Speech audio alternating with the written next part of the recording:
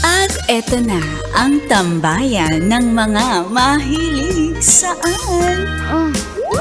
MILF, My Intimate Love and Fantasies.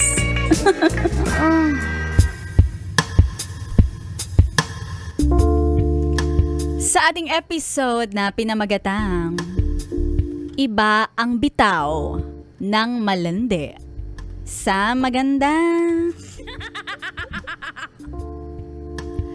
May kwento ako. Babae ako at share ko lang ang intimate love and fantasy ko sa aking mister. Dahil noon, ako ang fantasy niya. Oh, proud na proud, syempre. Sobrang crush na crush niya ako. High school pa kami. Noon, lagi siyang nagdadala sa akin ng bulaklak.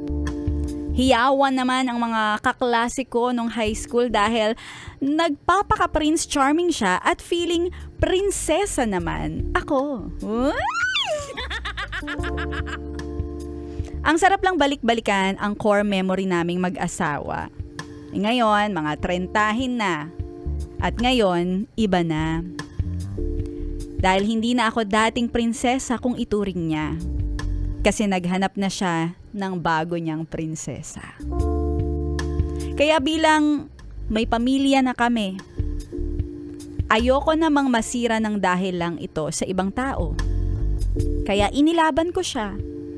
Yung mala prinsesa kong itsura noon, pilit kong ibinalik kahit na nagkaanak na ako.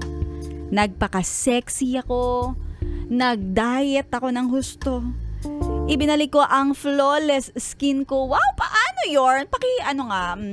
Paki-share. Pinagtuunan ko ito ng pansin para lang bumalik sa akin ang kanyang pagtingin.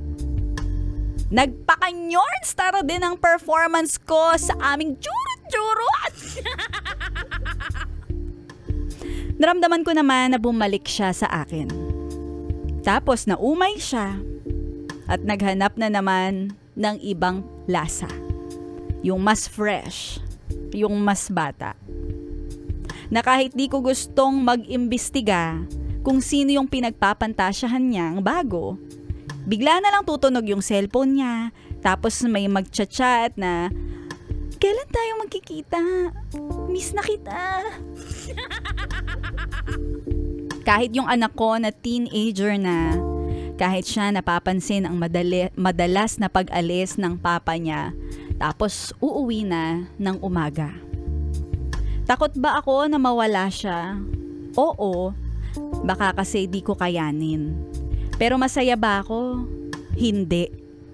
Nagfo-focus na lang ako sa mga anak ko at sa pagpapaganda sa sarili ko.